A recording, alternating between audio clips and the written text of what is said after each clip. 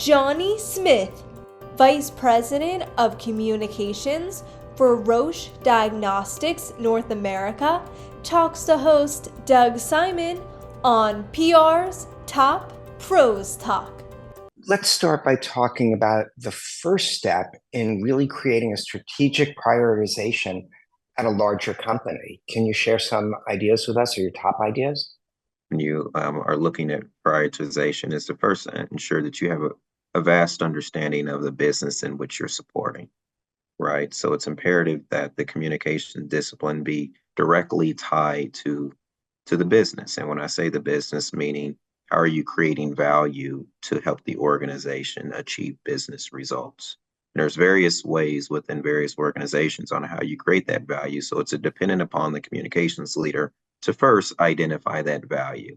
Then you start to look at your list of activities and tactics that are all out there. But before you start moving on those tactics, what's your strategic direction for the communications department? And how does that tie to the business objectives of the company? So once you have those strategic objectives, then prioritization should set in on what you should be doing that directly connects back to your comms strategy and the business objectives. Now, it's also important to understand that prioritization doesn't stop with one framework or one exercise. It is a continuous and an evolution of activities that has to transpire regularly over time. But yeah, I think the first thing that I always do, understand the business objectives, what's your comm strategy, and then prioritize your tactics to ensure that you accomplish those communications strategies. Yeah. Now, for you, it was both obviously an opportunity to be joining a company. You've been there approximately a year and a half, but that can also be a challenge when you're trying to put change into place. Do you have any tips, any advice for sort of overcoming that challenge of navigating a big organization when you want to put significant change in place? The first thing is that with anything in a leadership role, it's important to determine who your allyship is and understand and truly invest in people. And when I say investing in people, investing in your peers in which you're going to work with on a daily basis. Understand who these individuals are, what motivates them, what are their factors of success, and then you have to look internally at yourself and determine how can communications help support that growth and development. So it starts with that. It has to be a significant investment in your relationships with your respective peers and other leaders in the organization, because from them you get a vast understanding of what they're prioritizing, and then how communication should be prioritized to support the growth of the organization. So, it sounds simple, but it boils back down to people relationships.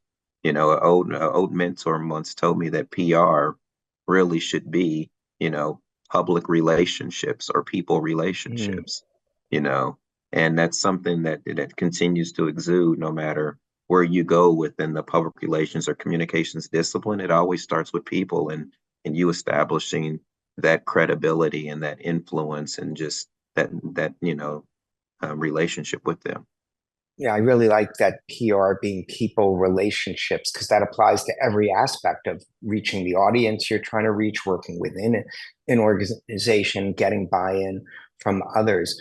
Are there some steps, like you put a good framework together, but now it comes to implementation of the prioritization? Are there things you do to get buy-in? Because what seems key is you've established that connection between public relationships priorities, if you will, and the business priorities and business outcomes.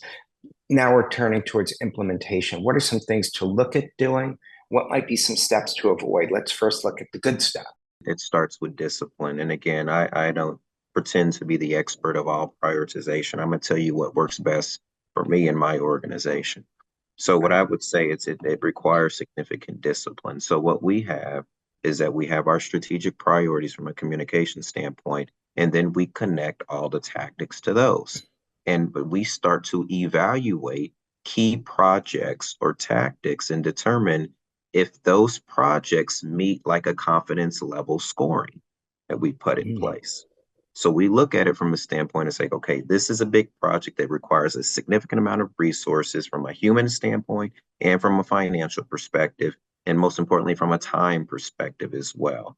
If it's investing all of that, what is the desired outcome for this project from a communication standpoint, and how does it support the business? If it passes that confidence level scoring, then we proceed with the execution for that effort.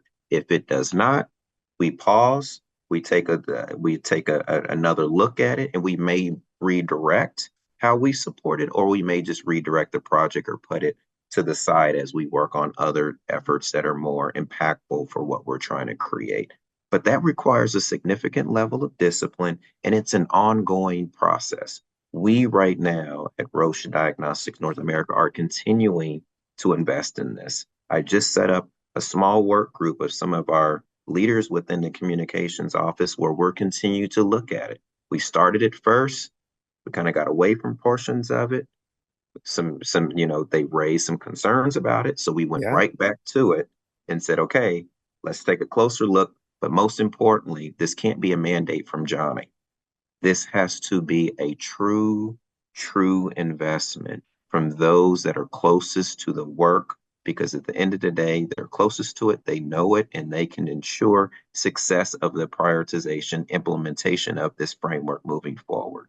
So it can't be a mandate. It can start as a vision, as a direction, and the leader has to be clear, but then you need the people to lead where they are and to get it across the finish line. Yeah, well, I appreciate your humility at the start, what works for you. But I do find that when I speak to PR's top pros, which you clearly are one, so much is translatable to other organizations, even of any size. I'm going to steal the confidence level scoring idea for ideas the way that people should think when we want to make changes. And I've used it a much longer winded way to try and come up with that, who's going to do it? Can they still do their day job? How much is it going to cost? What could go wrong? What's likely to go right? What's the upside potential? But it really comes down to coming up with a system that gives you that confidence level scoring. And another factor I imagine would be, can you test it out first before making the full commitment, so you can find out without putting too many resources into it if it seems likely to benefit the business? Exactly. And it's important to realize too, we have to give our respective teams flexibility when we're evaluating these projects and these opportunities. And that we don't have to follow the confidence level scoring from A to Z. You might be able to skip some steps to hurry up and get to the answer that you need to determine if you execute or not. So again, giving your teams flexibility to work within the framework to make it their own. That's the key to this, is how do we ensure that our leaders can make this their own, lead where they are, and ensure success for this project moving forward. So we don't want to make it too stringent. We want to give them the Right. flexibility to grow and to spread their wings as well. That's really great. Clearly, that's a way to do it right. What are some mistakes that communicators should be avoiding? Prioritization is all around doing projects that have the most impact. It's doing things that actually result in a desired outcome, right? But some of the red flags would be is that if you don't remain disciplined within prioritization, it's easy to revert back to the old ways of Mm, thinking. right. Remember, a lot of prioritization, not only you can have confidence level scoring, you can have systems and frameworks in place. It is a mindset shift. It is thinking about this work differently. And if you don't have that, and you don't have the systems of the framework to go to, it's easy to revert back to, we've always done it this way, so we're going to do this. Or have to be mindful of not responding to the urgent request. That is Mm, another thing. We're doing important work, not just responding to urgent work, because urgent work can easily consume a team. But if you can take a step back and say, I hear you with the urgent request, let me look at this from an important standpoint and how it fits within our overall strategic direction. it's going to make life a heck of a lot easier for those you're privileged to work beside.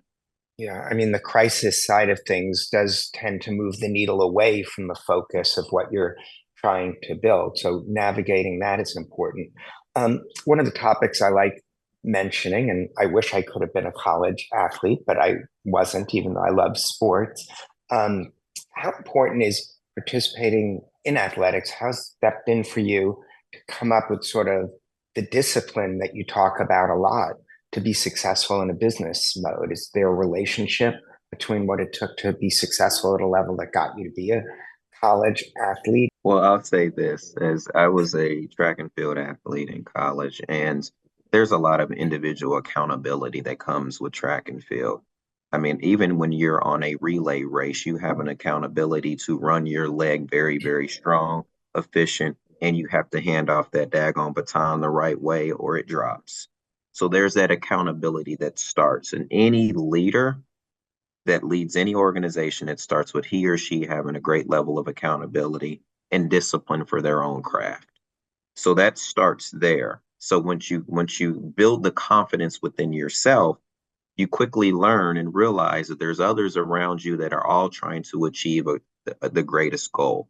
And the greatest goal might be to win a track meet or to win a conference championship or to make it to the highest level of the college championship, right?